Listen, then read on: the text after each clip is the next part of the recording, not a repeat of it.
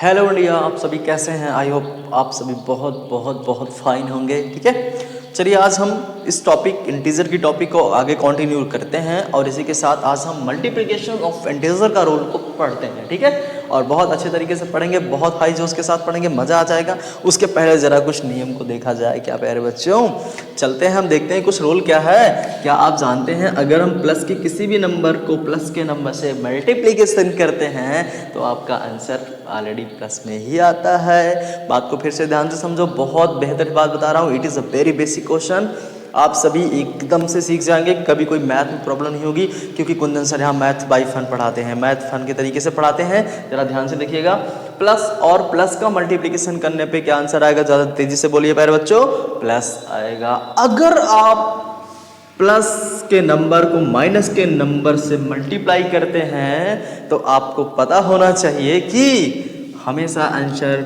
Minus के साथ आता है। अगर आप प्लस और माइनस का मल्टीप्लाई करते हैं तो आंसर आपका माइनस में आएगा, याद जरूर रखिएगा। अगर हम माइनस का कोई नंबर प्लस के साथ मल्टीप्लिकेशन करते हैं या मल्टीप्लाई करते हैं, ओके, तो आपका आंसर हमेशा माइनस में ही आएगा, अगेन माइनस में आएगा। अगर आप प्यारे बच्चों, लास्ट नियम जो बहुत ही इंपॉर्टेंट है, बहुत ही सुपर मेथड है, बहुत बच्चे गलती करते हैं, लेकिन इस क्लास को देखने के बाद आपकी कभी कोई गलती नहीं होनी चाहिए। चलिए हम देखते हैं इस मेथड को।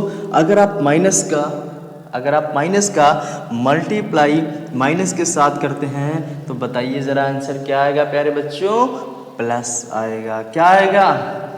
प्लस आएगा। बहुत बच्चे गलती कर देते हैं, क्या कर देते हैं भाई, यहाँ पे माइनस लिख देते हैं। प्लीज़ ऐसा नहीं करना है, ये पूरे के पूरे नियम्स को समझ लेना है। अगर ये नियम समझ में आया तो हम आगे चलते हैं, आपको मल्टीप्लिकेशन ऑफ इंटीजर की फाइनल कंडीशन की तरफ बढ़ते हैं। ओके, इट इज क्लियर प्यारे बच्चों, चला जाए। ओके, किसी भी इंटीजर का मल्टीप्लाई करते हैं, किस कंडीशन में करते हैं, जरा ध्यान से देखिएगा। अगर आपने लिखा a मल्टीप्लाई माइनस का b, ठीक है, और आपने इसको इंटरचेंज कर दिया, क्या कर दिया प्यारे बच्चों?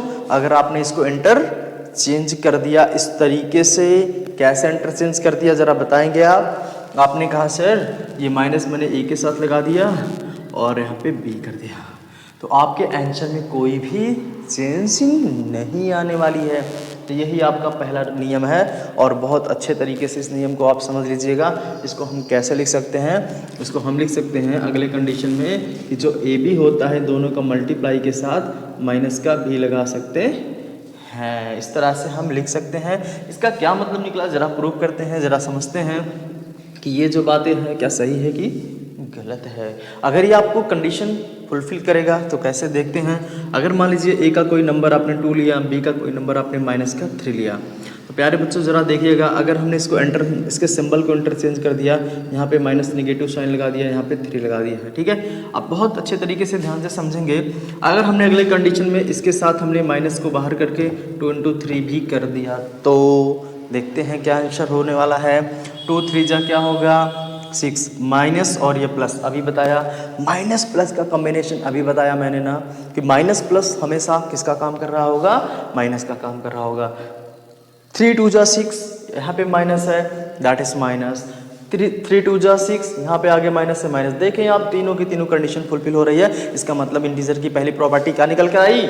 कभी भी किसी इंटीजर से मल्टीप्लिकेशन करेंगे तो हमेशा आपको इंटीजर्स ही मिलेगा। चलें दूसरी प्रॉपर्टी की तरफ प्यारे बच्चों, क्लियर है?